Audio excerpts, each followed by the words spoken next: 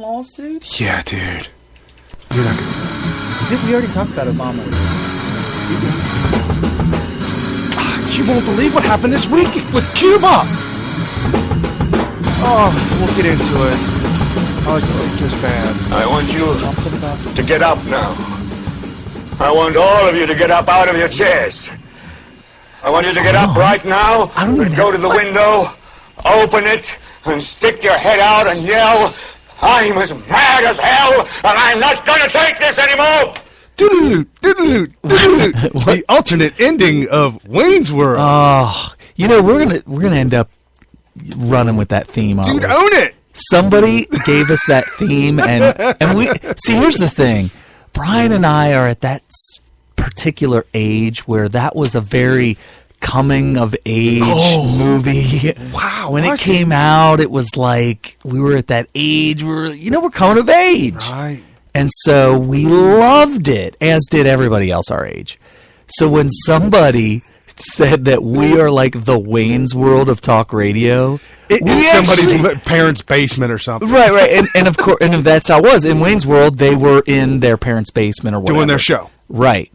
And so this is the second time we've opened the show like loving the fact that Wayne's World. Oh. Well, good evening, everybody. Welcome to Smith Radio. Your host, Brian Smith, along with Carrie Smith. Giving you late-breaking news the past week, wrapping it all up, making sense of it all, jamming it down your throat in 3 hours so that you can digest it overnight and have something to say for Monday morning when you get back to work. Today is April 3rd, so we are past April Fool's Day. Which is interesting. 2016. I was doing some show prep today.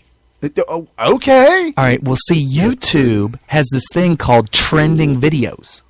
Okay. All right. And I like to go to that because if it's trending, it could be newsworthy, right? Well, it's the 3rd. And trending videos have a little bit of a lag time because you have to ramp up the viewership and all that. Well, you don't get like 1 million in 24 hours. Or less. Not usually. But the algorithm for trending videos isn't just total views because sometimes you'll see a trending video that has like 10,000 views. But that's because it got those 10,000 views in maybe an extremely short period of time. So the algorithm picks it out as a trending video. But anyway, all of the trending videos today were all April Fool's videos. No! Yes, like almost all of them. I don't know how many are on the list. It might be 20 or 50 or something like that. It seemed like 90% of them were April Fool's videos. A little too late. Well, I mean, the algorithm doesn't account for... You know what they should have done? All the people that made April Fool's videos? Make it 3 days in advance. Exactly! Or at least 2. That way, on April Fool's, they're all trending. You'll be the one trending. Your video. Right. Because everybody else is 3 days behind. Right. So what are we going to talk about today in this week? I mean, what's really sad? Hold on, let me tell you what's really sad. Let me think what's really sad. Oh, a little baby mouse, a cute little baby mouse getting eaten by just a mean old cat. Who did that? I don't know. It's kind of sad. You said, what's sad? Well, yeah, because the mouse is totally innocent. Because I love Jerry. I definitely don't like He's Thom. not innocent. He's tormenting that cat all the time. He does trolliciously. He trolls him. He trolls him. Anyway, so apparently what the news has descended into is just a total soap opera for the most part. When something like Brussels happens, terrorist attack, that's obviously things that should pop up in the news as they happen, and then people could comment on it and protest these acts and all that kind of stuff. But now we're down to creating drama in order to sway voters. Okay, so that's pretty much what the news of this week is. Somebody threw out there, one of the talk show hosts threw out there, that it has become telenovela. What's that? Telenovela is Spanish soap opera. Oh. And it is dramatic. If you thought that as the stomach turns, as the world turns, was epic, you know nothing until you get to Spanish telenovela. Soap opera. Wow. Well, I'll tell you, it's kind of getting out. So basically,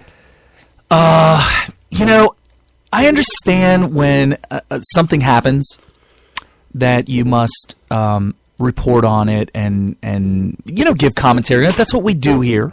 We give commentary on it. But what I've been seeing this past week is something happens, and then the spinmeisters try to figure out a way to present it to you in order to mislead you into thinking it means something else. Oh, so they're going to chew it up and give you the pieces you should have. They spit it out in your mouth. Right. Just like a robin does with his little chiclets. Yeah. So anyway, we have Trump in the news today, or this week, I should say. So his campaign director, Corey Lewandowski, is he's been, I want to say he's dominating the news, but there's so many other things this week that is, I mean, honestly, like eclipses it. Is Trump pro-choice or pro-life? That has suddenly become the big, that probably has just completely eclipsed all news this week. Because as soon as you say the A word on radio, on TV, in the news or whatever, and that A word is, cover your ears if you need to. Small children run from the room. Abortion. Oh, no. Oh, my goodness. As soon as you bring that up, and you know what, if you've listened to this show for a long time, early on when we were doing this, I've definitely had some very heated monologues about abortion. So if you've been listening since day one, you know my stance on it. But the question is, based on the news this week, is Trump pro-abortion or is he pro-life?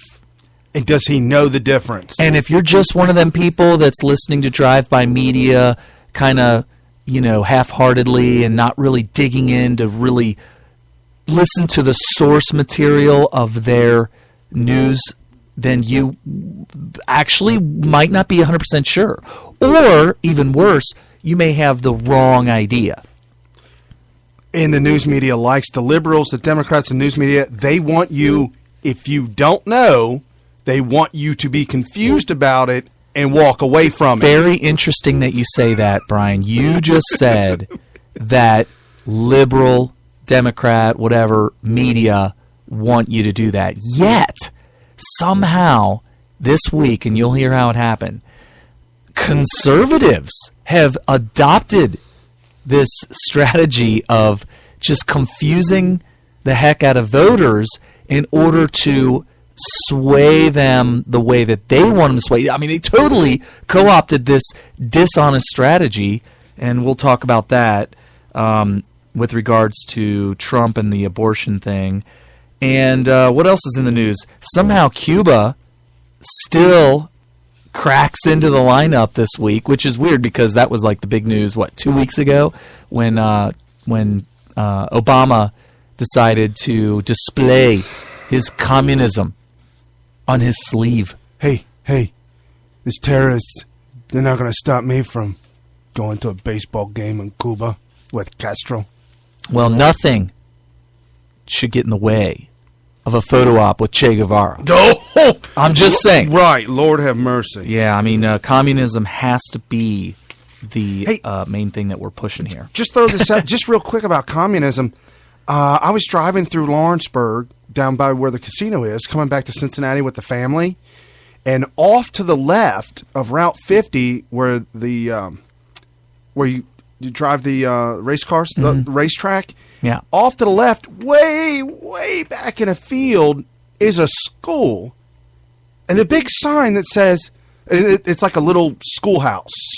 Is it old or is it like a new building? It looks new. Okay. But it's modeled after like maybe an older fashioned style schoolhouse.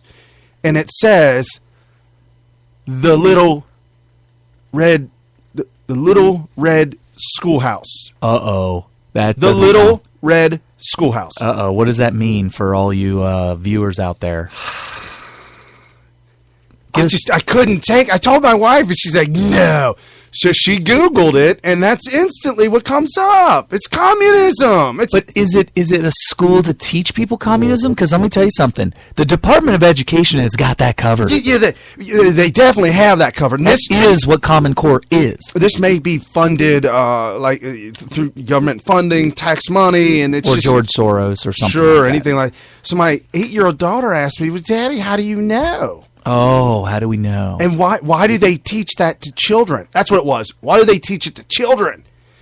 And so I said, well, if somebody walked up to an adult who had no idea about communism or capitalism, just a free living, hard-working farmer out in the field, don't make no never mind about nothing. Right, he's just doing his thing for himself and his family. Right. He's not really involved in government or politics or anything like that. None of that. Doesn't even have to be a smart man. Okay. Educated-wise, I mean, paperwork-wise, he doesn't have the papers to say that he's he gone through the schooling.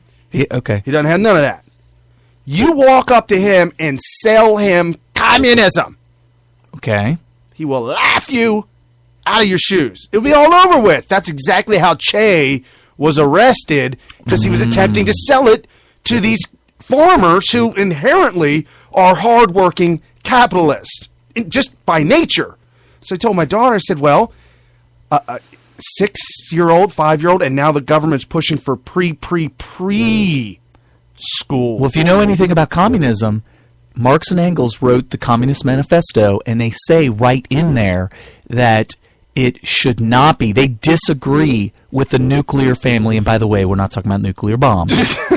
Nuclear means, like, if you look at an atom, there's a nucleus, and then there's a little electrons that spin around it. Correct. Where the nucleus would be the mother and the father, and the little electrons spinning around it would be the chitlins. All hopped up on sugar. That's why they're going around at the speed of light. Anyway, I digress. So that's what nuclear family means for those of you that want, like, honestly, the first time I heard the phrase nuclear family, I thought, oh, that must be during the Cold War. Because that's like when they talk about it. They talk about the nuclear family. Oh, is that like kids that were born in the 60s? Is that what that is? Oh, like Generation X? This would be Generation Nuclear Family. Right.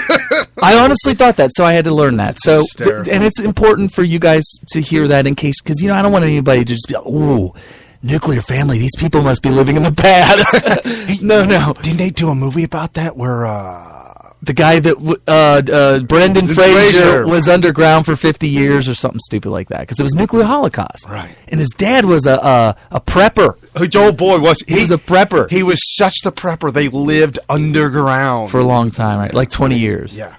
No, but the whole thing of teaching these children, as soon as they drop from the mother's womb and they're breathing and they're alive, the government's got to get a hold of them and teach them, because you can sell a 5-year-old child just about anything. Evilness. But two things. Number one, getting back to real quick to Marx and Engels. Yep. Marx and Engels say that it should not be. They totally disagreed with the idea of the mother and father raising their own children. They don't do it right. Well, what they say, that is true. That most communists today would say, well, you're not doing it right. You don't know. Okay, but what they were arguing is that you have children in order to use them for labor, and that's not right.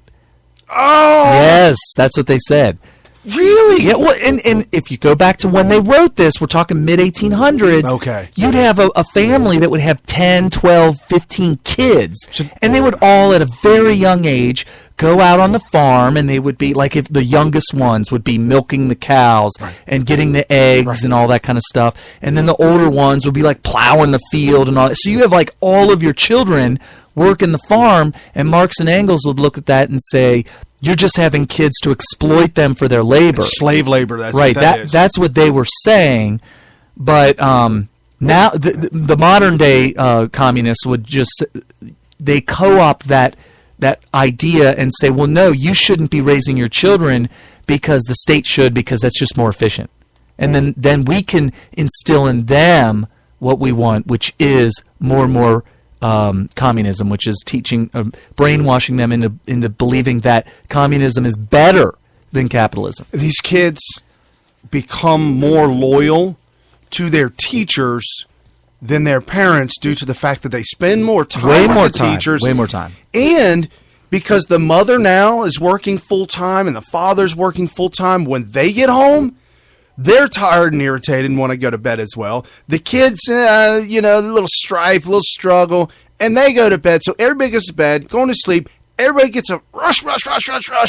Get them to school, get them to work, and they're at school all day long. Right.